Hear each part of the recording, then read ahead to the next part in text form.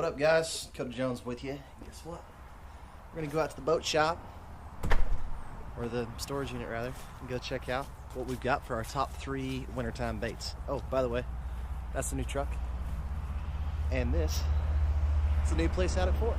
It's pretty cool. Let's go to the shop. What's up, everybody? We're here at the shop. It's kind of cool. Got the boat right here, but one of the things I wanted to go over with you was those 3 wintertime baits. So let's hop in here, take a look. We're in the boat. This is my rig. This is my office when I'm on the water. So let's go take a look at those 3 baits that I was talking about. Let's get up to the front deck really fast. Number 1, and probably the first one I reach for when I'm on lakes that has grass. A lot of times in the wintertime, lakes that have grass, the grass will die in the colder temperatures. Those fish will slip off to the very last edge of that grass. One where there's oxygen, two where it's kind of warmer. It's not as cold as up top. First bait I usually reach for is a Strike King Red Eye Shad. This is the 3/4 ounce version, and what I'll do is I'll cast this bait out to the edge and I'll let it shimmy down. These Red Eye Shads, this is why I like them. They have a little shimmy to them on the fall. They don't just fall down like a spoon or whatnot. But I'll let that Red Eye Shad go hit almost the bottom, just get down to that last little bit of grass, and I'll just creep it through. And whenever I run into a piece of grass, I'll just rip it free and then let it shimmy back down to its depth. And that's a lot of times when you'll get bites. Next one. Bait number 2 is a jerk bait. And I like this bait pretty much across the country. You can throw it on grass lines like I was doing with the Red Eye Shad. You can throw it on points, you can throw them on bluff walls, anywhere where there's clear water. It's a very versatile bait in the wintertime. But this is my Strike King KVD jerk bait. It's got 3 hooks on it. It's the bigger version. I like this bait whenever the water temperature is below 55, 60. And basically I just work with a jerk pause. You kind of change up your cadence, just trying to find what they're going to eat, get creative.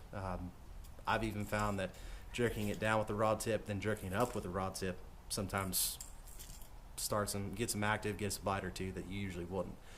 So play around with that, find what they want for the day. The other tip that I have is I usually start with 12 pound if I'm fishing grass lines, but use lighter line. Use fluorocarbon, but use lighter line. It's going to give this bait a little bit more action, especially in that clear water. So that's the jerk bait, and that's how I throw it. All right, last bait. The 3rd pick that I have for wintertime fishing, you've always got to have a football jig on you. Whenever you're fishing out deep, say a deep point, a deep hump, any kind of deep structure, rush piles, anything like that, any kind of hard bottom where you really need to just crawl something along it just to get a bite, a football jig is a very dangerous option. This is a 1 ounce football head. This is one that I tie, my color. But I would recommend going with a Strike King Tour grade football jig if you can find the heavy wire version. That's a great bait and a good bait in the wintertime. Pretty much what you're doing with this bait is casting it out to whatever structure you're fishing, letting it hit the bottom, and keeping it down there. So I like a 1 ounce version. That's what this is. 3/4 ounce will work.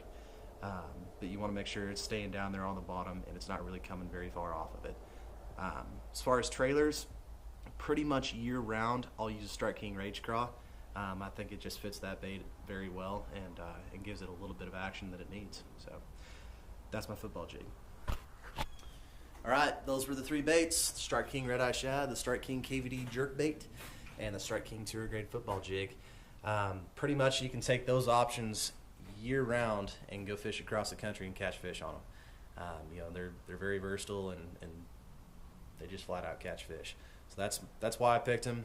They're great options that I use pretty much everywhere. But let me know what you think. Comment below. Let me know your thoughts. Give me some feedback. Maybe we can make these videos a little bit better. But until next time, happy catching.